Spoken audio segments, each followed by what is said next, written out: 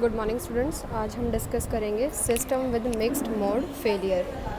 सो firstly देखिए हमने क्या किया है कि we are assuming that an element is considered to have failed when there is an open circuit between in and out. कि जब हमारे पास ये इन है और यहाँ पे आउट है और इसके बीच में जो सर्किट है, सपोज़ ये वाला सर्किट है, अगर ये क्लोज्ड है तो इन्फॉर्मेशन यहाँ से आएगी और इसे पहुँच जाएगी। लेकिन अगर ये ओपन है तो इन्फॉर्मेशन आई लेकिन यहाँ पे नहीं गई, तो इसका मतलब ये सिस्टम फेलियर है कि हमारी इन्फॉर्मेशन इन से आउट पे नहीं गई। Such a failure is known as open mode failure. हम इसको कैसा बताएंगे? Open mode failure. But there are expectations. For example and electric device may fail to function by an electric short circuit. भाई ऐसा भी तो हो सकता है कि ये क्लोज था, इन्फॉर्मेशन जा सकती थी, लेकिन यहाँ पे क्या हो गया? शॉर्ट सर्किट हो गया है। या फिर दूसरा इसने क्या बताया कि relay might be declared failed if it fail to open when it is suppose to open. जब रिले रेस होती है तो आपकी जैसे एक गन शॉट नहीं करते कि मतलब 1 2 3 और एक गन की आवाज़ आती है कि भाई अब आपको भागना शुरू करना है। तो सपोज़ कर लो उसने शॉट नहीं किया, आपकी गन नहीं चली उस टाइम पे मतलब ऐसे आवाज़ करने के लिए, तो वो भी क्या है? एक फेलियर है। Such failure are known as short mode failure. जैसे ये जो हम बता रहे थे यहाँ पे शॉर्ट सर्किट वाला, और जो ये रिले नहीं चला, तो ये कैसा है? Short mode failure. When systems possesses these components, the failure probability of both the type of failure should be considered in the system reliability estimation। कि जब हम एक सिस्टम की बात कर रहे हैं तो हमें ये वाली चीज़ें भी ध्यान रखनी पड़ेगी। तो हम रिलायबिलिटी जब निकालेंगे तो हमें ये सब चीज़ें भी ध्यान में रखनी है कि शॉर्ट सर्किट भी हो सकता है या फिर वो सिस्टम उस टाइम पे काम ना करे।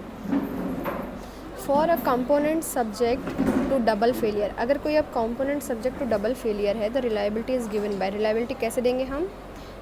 P is equals to 1 minus open mode failure plus यहाँ पे क्या है? Short term failure, short mode failure. ये दोनों देखो, ओपन मोड फेलियर के लिए Q0 और यहाँ पे फिर है शॉर्ट मोड फेलियर उसके लिए QS, where QS is the failure probability due to short mode and Q0 are the probabilities due to open mode respectively. Let us consider a system with 2 capacitor connected in parallel.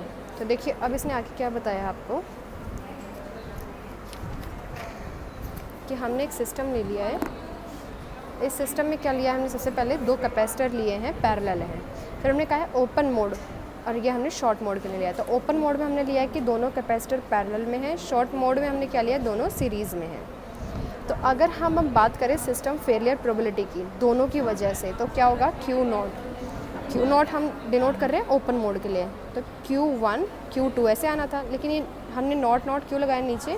ताकि हमें पता चले open के लिए बात कर रहे हैं। तो जो Q0 है वो किसके इक्वल दिया है? Q01 Q02 कि दोनों की जो प्रोबेबिलिटी है उनका प्रोडक्ट कर देना है। और जब हम बात करेंगे शॉर्ट मोड फेलियर की, तो हमें कैसे निकालनी है? 1 माइनस इसका फेलियर माइनस 1 माइनस इसका फेलियर। इसको जब सॉल्व करेंगे तो ये आ जाएगा। अब अगर हम बात करें अब सक्सेस की, कि प्रोबेबिलिटी ऑफ सिस्टम सक्सेस, तो वो क्या होता है? R is equals to 1 minus जो ओपन मोड की वजह से फेलियर है और जो शॉर्ट मोड के लिए है, दोनों की वैल्यूज़ रखी, ये आ गए हैं। अगर हम बात करें अब आइडेंटिकल कैपेसिटर है, मतलब Q1 is equals to Q2 है, तो उसके लिए क्या आ जाएगा? देखो यहाँ पे जो ये S1 था, ये 1 2 ये हट जाएंगे, 1 2 सब हट जाएंगे, नॉट रहेगा। तो अगर हम इसमें अब ये 1 2 ये हटा रहे हैं, सिर्फ QS Q0 ऐसे रखेंगे, ये आ जाएगा। इफ़ वी पुट, यहाँ पे इफ़ आएगा, if we put QS is equals to this in equation 5.42, अगर हम इसमें QS की जगह पे ये रखेंगे तो R ये आ गया है। Similarly logic diagrams of 2 capacitor series, अभी हमने किसके लिए किया? पैरेलल के लिए। अब अगर हम सीरीज़ के लिए कर रहे हैं तो Q0 क्या आएगा? ये QS क्या आएगा? ये ओपन मोड फेलियर है, ये शॉर्ट मोड फेलियर है। और कैपिटल R क्या आएगा? फिर से आप फॉर्मूला में पुट करोगे तो ये कैपिटल R आ जाएगा। अब अगर हम इन दोनों को इक्वल ले रहे हैं तो हमारे पास मतलब हम फिर से 1 2 ये हटा रहे हैं, तो जो हमारे पास सक्सेस की प्रोबेबिलिटी है सिस्टम के सक्सेस की, वो ये आ गई है। इसको सिंप्लीफाई किया, ये बन गया। अब अगर हम, ये तो हमने सिर्फ 2 कैपेसिटर की बात की थी ना, अगर हम ऐसे ही n कैपेसिटर की बात करें, the above analysis can be extended to system containing n units in series as well as m units in parallel, कि हमने सीरीज़ में n यूनिट ली है और m यूनिट पैरेलल में है, तो उसके लिए सेम ऐसे ये फॉर्मूला बन जाएगा, जर्नलाइज़ किया है इसने, ये बन गया सीरीज़ के लिए, सीरीज़ वाला अभी जो हमने निकाला है, और ऐसे ही पैरेलल के लिए करेंगे तो ये बन जाएगा। It is common practice in the design of electronic circuit with high reliability to use diode cords as shown in figure 5.13, कि जब ये एक बहुत मतलब ऐसे जाना पहचाना हम करते हैं यूज़ क्या, कि जब हमें रिलायबिलिटी होती है सिस्टम की बढ़ाने के लिए, कि एक जो हमारे कंपोनेंट है उसकी रिलायबिलिटी बढ़ाने के लिए हम क्या यूज़ करते हैं, डायोड यूज़ करते हैं। कैसे? ऐसे। Reliability function for type 1 and type 2 are, type 1 और टाइप 2 के लिए रिलायबिलिटी फंक्शन क्या बताए हैं इसने, R1 ये हो जाएगा हमारे पास, R2 ये हो जाएगा, ये टाइप 1 के लिए है, ये टाइप 2 के लिए है।